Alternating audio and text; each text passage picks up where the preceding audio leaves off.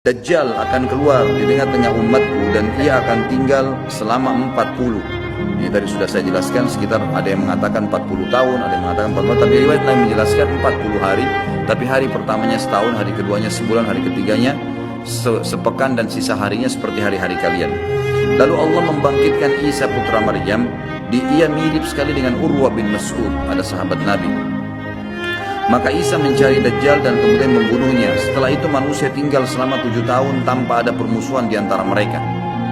Kemudian Allah meniupkan angin dingin dari arah negeri Syam. Nah, ini saya ingin jelaskan. Jadi pada saat terjadi Isa alaihissalam sudah membunuh Dajjal dan terjadi keadilan di muka bumi, kata ulama hadis, makna hadis ini adalah setelah itu Isa alaihissalam berjalan. Ada riwayat menjelaskan Isa menyebarkan, berhukum selama 40 tahun. Lalu Isa alaihissalam menjadi hakim sampai Isa alaihissalam meninggal dunia. Pada saat Isa alaihissalam meninggal dunia, maka terjadilah tanda-tanda kiamat yang lain yang tadi, dengan yang sudah saya sebutkan urutannya. Setelah Isa alaihissalam meninggal, Ya'juj juga sudah mati, maka mulailah keluar dabbah, manusia sudah mulai lalai kembali. Kemudian keluarlah hewan melata mengingatkan, kemudian keluar kabut seluruh muka bumi, kemudian terjadi longsor, gitu kan? Kemudian keluar api dari wilayah Aden, lalu kemudian terbitlah matahari dari barat itu. Namun ada satu dari hadis yang disebutkan, pada saat terbit matahari dari barat, di sini ada kejadian lain yang ulama sebagian masukkan ke tanda-tanda hari kiamat, sebagiannya mengatakan ini bukan, cuman pelengkap. Tapi anggap kita masukkan tanda-tanda hari kiamat sehingga ini yang nomor 12. Setelah matahari terbit dari barat, yang kata Nabi SAW, pada saat itu tidak akan lagi berguna jiwa yang meminta taubat. Dalam riwayat Bukhari dikatakan taubat akan diterima oleh Allah selama matahari belum terbit dari barat. Kata Nabi SAW dalam hadis yang saya bacakan riwayat Muslim, setelah itu manusia tinggal selama 7 tahun tanpa ada permusuhan di antara mereka. Yang dimaksud di sini adalah mereka setelah kejadian-kejadian besar, Isa alaihissalam mati, setelah 40 tahun buat keadilan, setelah Isa alaihissalam mati ada 7 tahun setelah itu lagi tambahan jadi 47 tahun. Tapi setelah Isa meninggal 7 tahun tidak ada permusuhan di antara manusia. Kemudian Allah meniupkan angin dingin dari arah negeri Syam. Nah, ini arah angin dingin ini adalah terjadi setelah terbitnya matahari dari barat. Maka tidak seorang pun di muka bumi ini yang di dalam hatinya masih ada kebaikan atau iman, melainkan pasti angin itu merenggut nyawanya.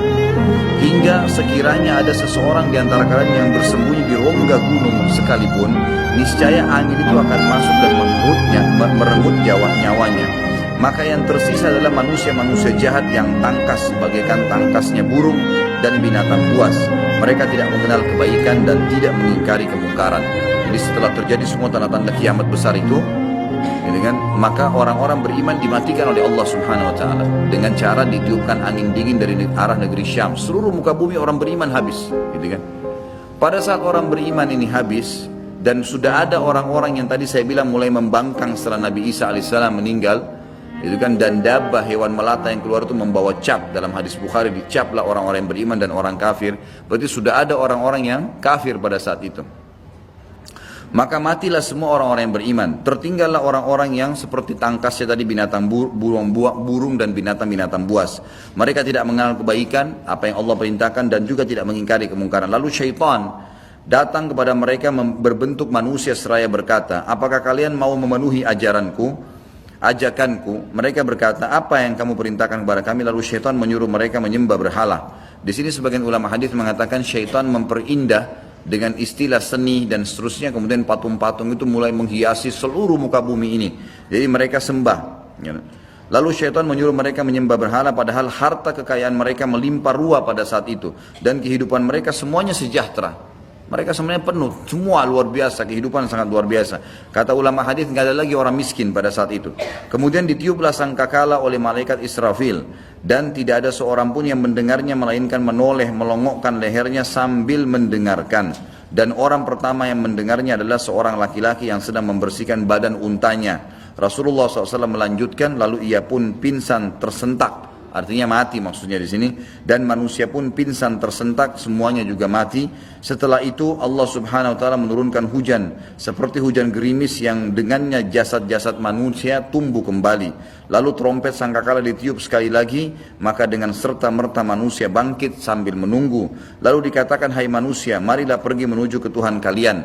Itulah sesuai dengan firman Allah, dan dikatakan kepada para malaikat, hentikanlah mereka, aturlah mereka di hadapan Tuhan, karena mereka akan ditanya. Setelah itu diperintahkan, keluarkanlah bagian untuk neraka. Dari orang-orang hadir ini masukkan ke dalam neraka. Dikatakan oleh para malaikat kepada Allah, dari berapa? Jika dijawab, dari setiap 1999. Itulah hari yang mana anak-anak bisa menjadi beruban, dan itulah hari di mana betis akan disingkapkan. Tapi dari saksi bahasan kita adalah masalah tadi, ya, Dajjal akan membuat kerusakan, kemudian beberapa kasus yang berhubungan dengan masalah kita ini.